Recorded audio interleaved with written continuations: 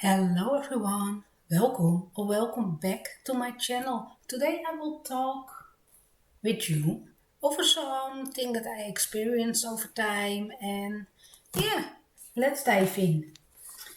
I want to talk about the subject about you always have to make the most beautiful artwork in the world every time you start coloring.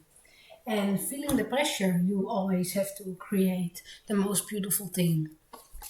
And even if I'm able to color like this, my mind don't want me to color like this every day. Sometimes I really feel the urge to color, but not having to think about it too much. And don't want to add all those shading. Don't want to think about lighting, shading, color combinations, anything. Sometimes I like to sit, play with some colors and have some fun.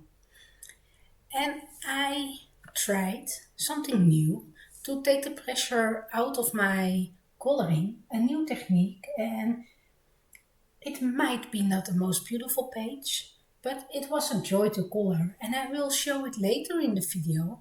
But if you don't want to color like this every time, even if you are able to, I'm sure most of you are familiar with the color by number coloring books.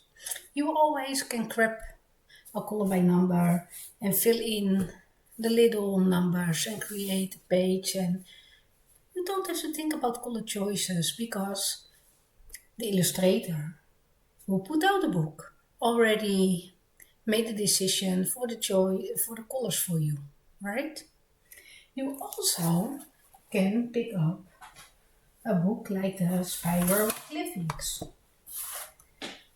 but you simply pick up a pen and you start filling in the lines and create coloring pages like this. It's more like a puzzle. It is more just filling in, mindless coloring, and I must admit, I don't get the same feeling completing a page like this compared to a real coloring book. And yeah, sometimes it's really fun and relaxed to do it when I'm sitting in the garden, and yeah, it's okay. Don't think about it and just start filling it in and be okay with it. You can use your alcohol based markers because the back of the books are single sided.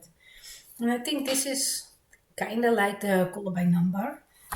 But honestly, I like to color in my coloring books. Create some pages in my coloring books, and I know I can color like the page I colored in the Manuel de Bonheur, like this one, the beach page. I'm able to. Sometimes I'm not feeling it. I will sit, pick up my neocolors. And if you don't know your neocolors are wax-based crayons. You don't have to buy a big set. You don't have to buy the palette. I like the palette to use with, but you also can use the top of the lid for it. And yeah, you can see this is the first set that I had. I dropped it. I put a lot of random bits in there, and basically you scribble it down on the tin or on the palette, and you pick up your as you can see, it's really easy to pick up the color and you put it on the page, right? It is just, you can base your page, you can color a little bit brown, a little bit green. You can mix your own colors. That's why you don't have to buy the bigger set. This one works very well. You can mix, you can create a lot of colors with it, just like paint. Very nice product. And if I don't want to overthink my pages, I really like to use neocolors as a base. So, for an example, if I want to color this one, I pick up the palette and I get some of the dark greens on my palette. I pick it up and I will just base it. I will go with a lighter greens. I will go maybe with some grays. So black mixed with white. You can create some grays. You can see you can mix light browns. You can mix blues for the sky. Some browns for the gold or anything you like. You simply base the page. And the great thing about this, you have mapped out your colors. So next time you are ready, or after drying it, you can feel by touch. If your page is not cold anymore, you know it's dry. If it feels cold to the touch, your page is not ready to color on. A little tip to keep in mind. But next time you want to start coloring, all the colors are mapped out and you're ready to dive in. There is no thinking involved anymore. So that's one thing that I really like to do.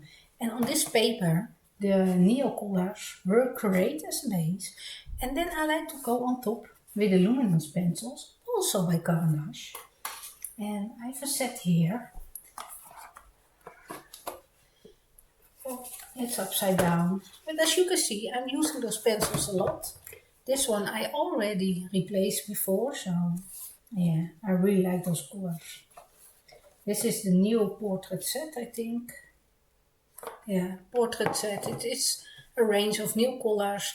They extended their original 76 range with extra colors, and they are beautiful. Work great together. Work great on top of neocolors. The neocolors create some tooth on the paper and they grab in it beautifully. Also, if you have the bigger set of the neocolors, a lot of the colors are matching the pencil. So that is something nice if you don't want to mix your own colors. But it is nice to have a play with it and create your own colors, right? It is something relaxing to do. So that is something you can do. You can layer, you can mix, you can blend your pencils and create a page. I've colored this one before. And you can see I was working with some shading, with some lights, and yeah. I like a lot of the page, only not happy with the bottom part, but hey, you cannot always create the most beautiful page, and it is not necessary to always create the most beautiful page, as long as you're having fun. I've added some extra glitter on top, but sometimes you are not even feeling to add multiple layers. And even without those multiple layers, you can create a nice looking page. And I will show you, because this is all beautiful blended, right? It's mixed together, it is a smooth finish, and yeah, it's layered. You can, if you take the base of the pencil, the neocolors, and you go on top of the pencils, you can also have this approach. And everything got just one layer. Except from the little tortoise shell. And I think it is the leaves. Yeah. My approach to this page was the way that I wanted to talk, was what I wanted to talk about. Because if you look very closely and knowing there is just one color everywhere, and you take a really good look, you see the direction of the pencil. The crest I've colored this way. You can see the tree I've colored up and down, up and down, up and down, up and down, to create some more interest on the page. The sky I colored this way. This side of the sky I colored this way.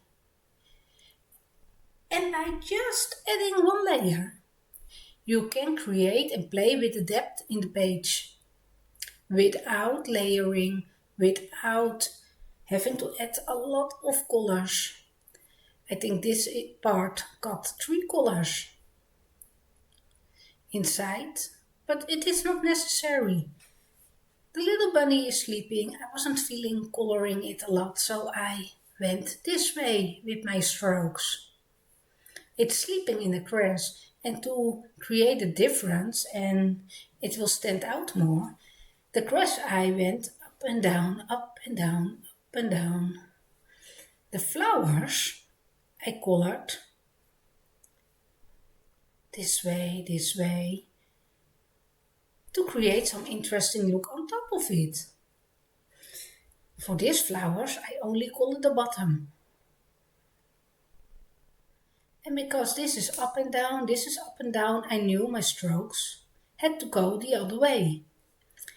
And I know it's not the same result as my Kanoko Eco Savage. If you compare it, this is looking so much better and more beautiful and shaded, and this is looking more like childish coloring. But in the meanwhile, I had so much fun. It was relaxing. I was able to de-stress, and that was something that was really necessary. And I think it's fun to try out some different styles and technique in the coloring and have a play with it. And yeah, I wanted to share it with you, that you don't have always to color like this, even if you're able to. It's totally fine to create pages like this and be okay with it and have them in your coloring books. And yeah, you even can be proud at it, because it's playing with the direction of the strokes of the pencil without too much layering, because some of those got so many layers of pencils. And yeah, it's not always necessary. So let me know if you think it's a great idea, if you want to try it, if you think you always have to create the most beautiful page in your books, or if you are also okay with pages like this. Or do you think I ruined my book now because the page is not the most beautiful page in the world, with less detail? And yeah, I'm really curious about your thoughts. And also let me know if you like the color by number, and yeah, what is the most, yeah, what do you like the most about the color by numbers if you have them? Because I'm thinking about it sometimes, and then I'm like, no, I have color books like this, and I can create the same relaxing mode in my head, I think. So, thank you for watching, and I hope to see you next time. Bye!